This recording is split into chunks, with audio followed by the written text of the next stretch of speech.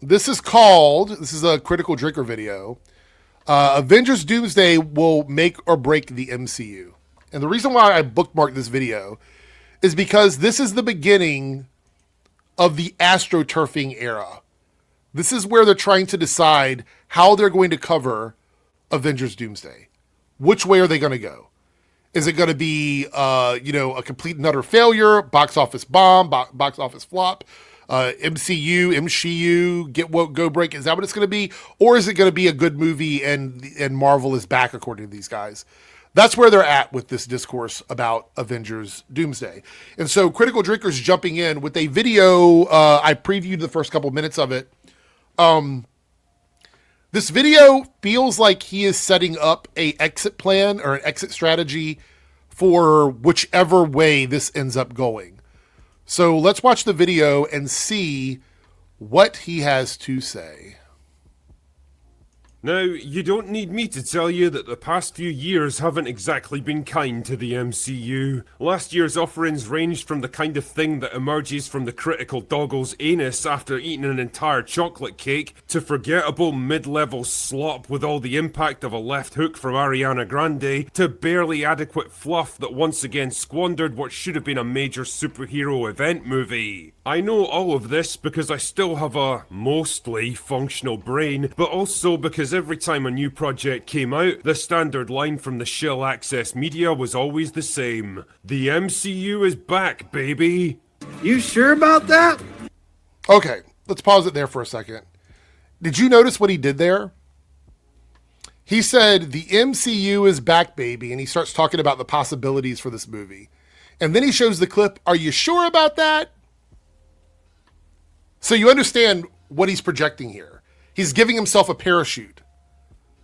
So if it does end up doing really well, and this is a trend throughout this video, if this does end up doing well, he's going to be like, this is what we wanted. We kept asking for these actors to come back, these characters to come back, and this is why it's better than the MCU. That's what they'll do. If it ends up being something they can grift off in that direction.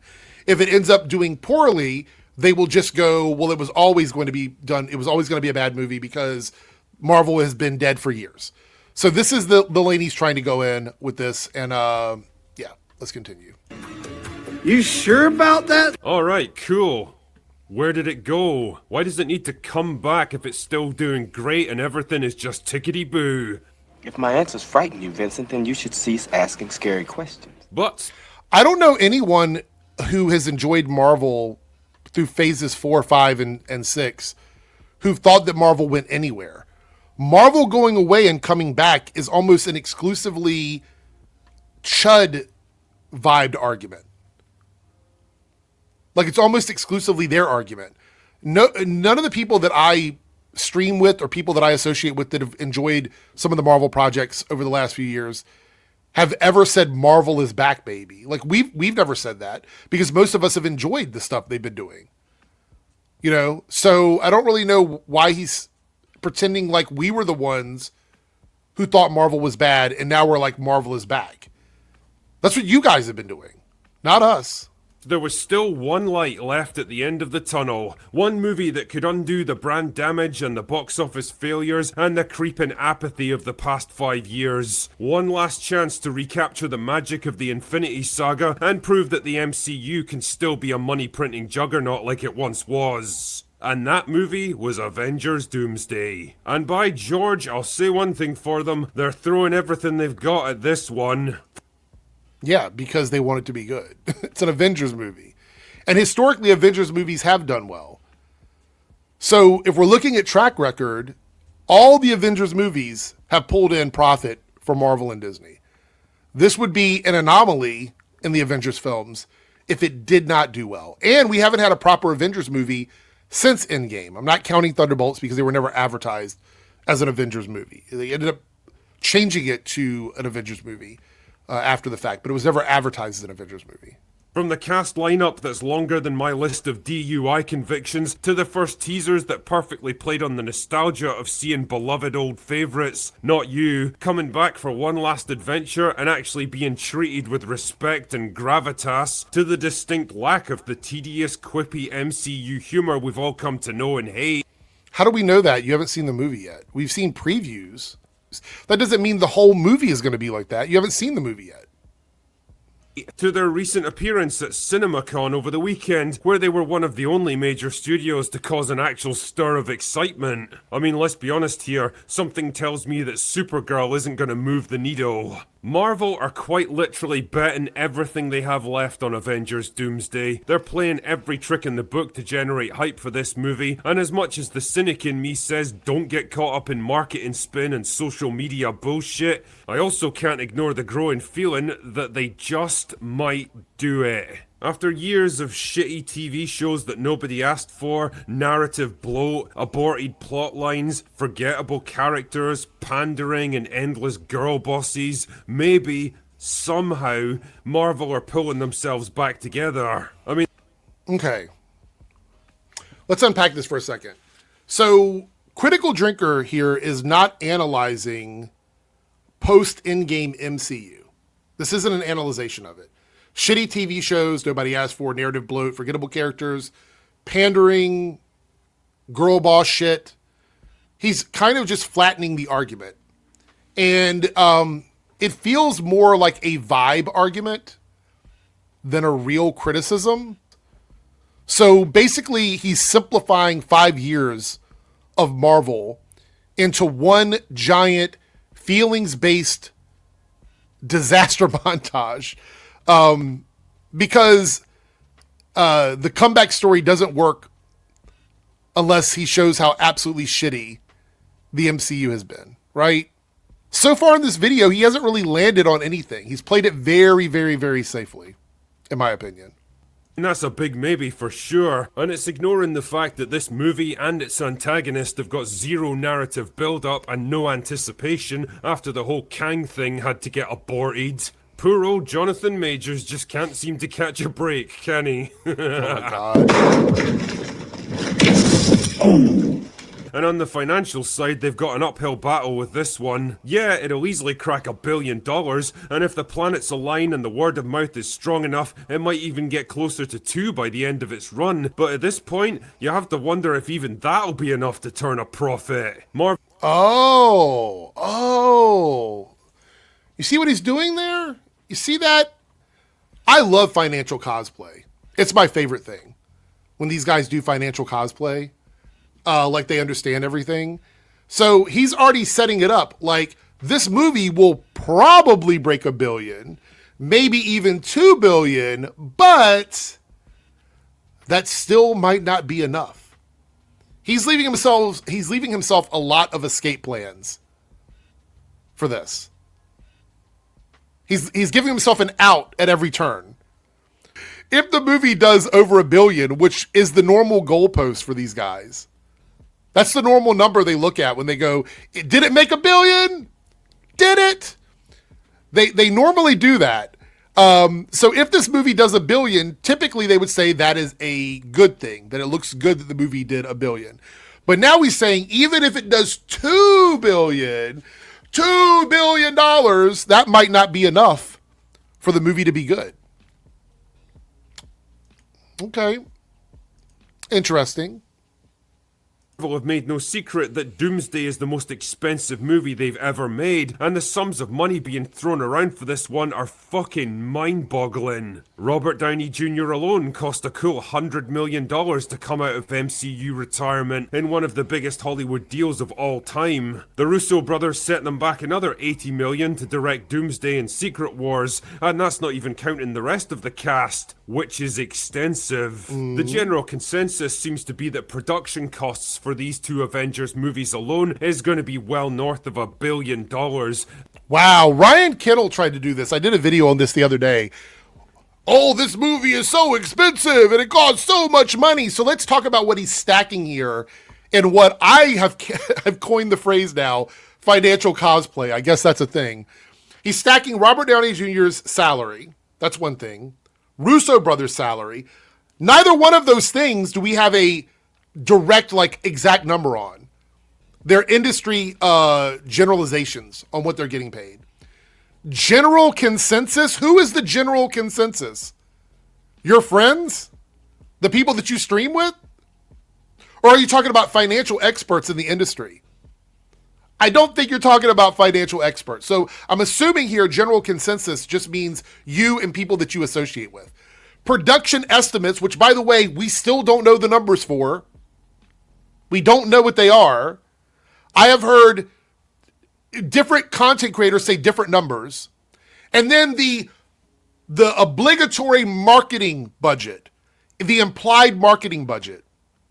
And they take all of these variables and they try to make it like a hard math equation. That's what he's doing here. So am I supposed to take this as a real thing? Are we supposed to take this as a real thing? Just looking at this video by itself, what evidence has he provided? Because you know I love evidence. What evidence has he provided in this video that proves any of the numbers that he's talking about are real? Has he flashed a picture of a financial paper? Like some sort of like something from the industry? Some tax rebate? Something from production? Has he done that? Has he flashed a contract with RDJ that shows how much he's making? An article that shows how much he's making? Has he done any of those things? Where is the evidence for this? It's nowhere. It doesn't exist. This is what happens when somebody glues together salary headlines, rumor math, box office folklore, and pretends it's an analysis of something. It is financial cosplay. I'm running with that one. That's a new term. And that's not even counting the marketing campaign, which I'm guessing is going to put Endgame to shame. You don't know that. Wait, that kind of rhymes and it sounds weird. Should we keep it in? Fuck it. Make no mistake, dear viewer, this is an exercise in raw financial power on a scale we have never seen before. The ultimate expression of the saying, go big or go home. I don't think any other studio on earth could afford to throw around mountains of money quite like this. It literally... Oh, well then, but I thought Disney was woke and broke. But now Disney can throw around money. Now no other studio in the world is as profitable and successful as Disney, but they're also the most woke and broke studio in the world at the same time. They exist in two states. They're a solid and a liquid at the same time. That's what Disney is, apparently. This is your guy? The critical drinker? This is your dude? is a $1 billion gamble, and well, you've got to respect the sheer balls on them if nothing else. The obvious downside to spending insane amounts of money like this though is that somehow you've got to find a way to make it back again. And if your movie costs upwards of $500 million just to get it in the can, that is a lot of box office revenue just to break even. By the way, again, these are numbers that we don't have any proof of these numbers. He's not providing us any proof of these numbers. In fact, if you apply the standard Hollywood formula that I've already covered in previous videos pretty extensively, you're looking at around 1.5 billion globally just to start turning a profit. Fuck. And that's me being conservative and taking every number at face value here. Let's be real. Hollywood studios have a long history of using shady accounting practices to lowball their production budgets. Why? So they can... A long history? You want to give some examples of that? If it's such a long history, you should be able to pull examples out of your ass. Should be really easy to just go, here's an example. Now, I know that you're facetiously showing images of Superman on the screen because you guys desperately have wanted that movie to be a flop. That's one that's been on your radar for a while. But you've yet to sort of prove that it is, other than a little soundbite from somebody who isn't really privy to the exact numbers that the movie made. Outside of that, everybody else associated with the production of Superman has been very happy with the movie. Matter of fact, it got a sequel. So if you're suggesting that the movie underperformed and you don't know the numbers exactly, but they still greenlit a sequel to it, that tells me that they were okay with the numbers that Superman did. Now, this ain't a Superman video. We're not going to dive too much into that. But why would a studio pretend a movie is successful, even though it lost money for them, and then immediately greenlight a sequel? Please explain to me how that makes any sense at all. I will wait. make projects look like stunning successes on paper and soak up all that positive PR in the trades, when in reality they've either lost money or barely broken even. But here's the interesting thing about all this. Maybe it doesn't really matter if Doomsday turns a profit. Oh! Are you out of your goddamn mind? I mean, I'm sure Marvel would love it if the film made like $3 billion and became their biggest hit of all time, but that's not really what this film's about. What it's really about is redemption. Oh, so you're telling on yourself. Thank you so much, Critical Drinker, for telling on yourself here. You spent all that time giving us numbers that we don't know if they're true or not to try and make it look like this movie's uphill battle towards success is based solely on how much money it made. 1.5 billion to profit. Maybe the studio lowballs the budget. Maybe they break even, but then, because you know you can't go all in on that. You can't put all your eggs in one basket when it comes to outrage content. You pivot to maybe profit doesn't matter. What actually matters is redemption. Maybe that's what matters. So the second the numbers stop giving him the outcome he wants, he will change the test. He will change the metric. Now it's not about profit. It's about redemption. So he's doing narrative maintenance. He's giving himself, again, a parachute to jump out of the plane on. So no matter which way this movie does, whether it's profitable financially or it's well received by the fans, he's going to pick the one that it did not achieve and run with that narrative. That's what he's doing. That's what he's establishing here. Just so we're clear. It's an out for him. So he's hoping, he's betting that it's either going to be a movie with something that he can complain about, even if it does $3 billion. There'll be stuff in it that doesn't work that he can complain about. That's what he's hoping for. Or that the movie could be great, but it doesn't make $2 billion, because he said 1.5 to break even. So anywhere between 1.5 and 2, they're still going to argue that it didn't make that much money. Those are the two arguments that he has. Congratulations, you played yourself. If I had to take a wild guess here, I'd say that Doomsday and Secret Wars are more like a long-term investment rather than a quick money-making scheme. A way of undoing half a decade of meandering post. So basically, you are stating exactly what I think a lot of people have expected from this movie, from Doomsday and from Secret Wars, that it might not just be about the finances. Again, I want you to remember this come December when this movie comes out and how they argue about the cost of the movie and what the movie did at the box office. Remember all of this. Endgame bullshit. A chance to win back the core audience who used to flock to every new MCU release and prove that there's still creative life left in this franchise. And believe me, they'll need every ounce of fan goodwill that they can scrape together, because what's coming next will change everything. It's pretty obvious at this point that this is going to be the last hurrah for the MCU as we've known it. A full... Is it obvious? Reboot of the entire franchise is coming after Secret Wars, a brave new world, if you will. A world that can't rely on nostalgia, familiar faces, and decades of lingering fan loyalty to make it work anymore. What it really needs is one crucial thing: momentum. And I guess if you have to do something like this, then now is probably the time. Because the sad fact is, the MCU is old. It's been around for so long that it's become a generational franchise.